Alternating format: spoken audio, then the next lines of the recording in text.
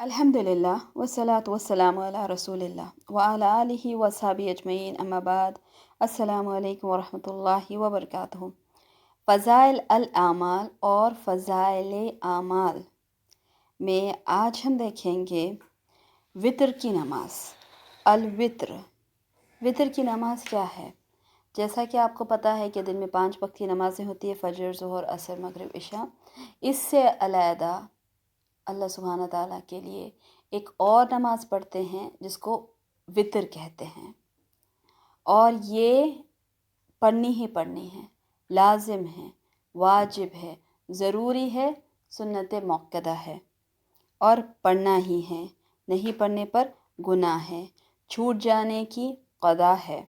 आइए देखते हैं नबी करीम सल्लल्लाहु अलैहि वसल्लम ने क्या फरमाया।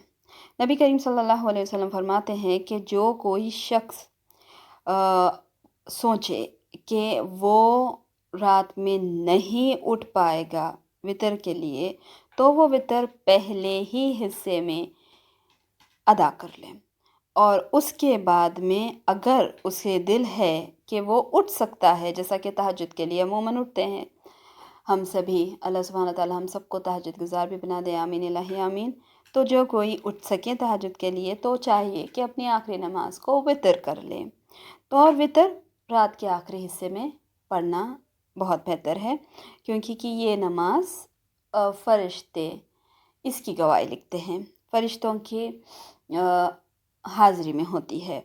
और फिर उसके साथ ये भी फरमाया कि ये बिलाशुबा बहुत ही बेस्ट वक्त है, बेहतर वक्त है, बेहतरीन वक्त है वितर की नमाज अदा करने का, यानी रात के आखिरी हिस्से में।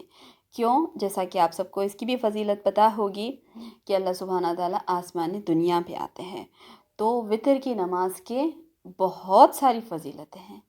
सब में बड़ी फ़जीलत तो मैंने आपको बताई है कि पूरे नमाज़ों से अलग हट के नमाज है। एक नमाज है, पढ़ने का तरीक़ा बहुत अलग है।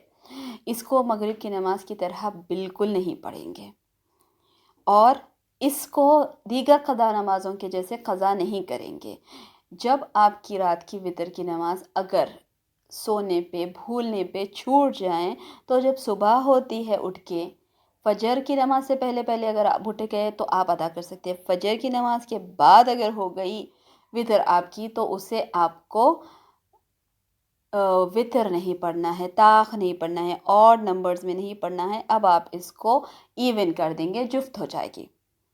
जैसा कि अगर आप रात में एक वितर पढ़ते हैं तो आप सुबह में उसे शफ़ बना लेंगे। फ़जर के बाद अगर आपको पढ़ने का हुआ आपकी क़ज़ा होने पर, तो आप उसको 2 बना लेंगे। आप रात में 3 पढ़ते हैं तो आप उसको 4 बना लेंगे, और अगर आप रात में 5 पढ़ते थे तो सुबह में 6 बना लेंगे, और अगर आप 7 पढ़ते थे तो आप उसे 8 बना लेंगे। एक बढ़ के बना लेंगे, ये है मकसूद।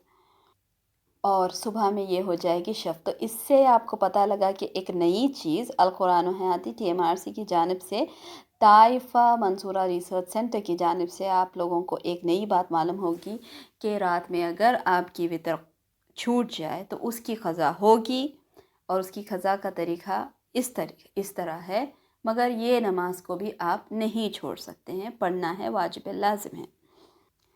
और इसकी फ़जीलतों में से सब में बड़ी फ़जीलत ये है कि फ़रिश्ते इस नमाज की गवाही देते हैं।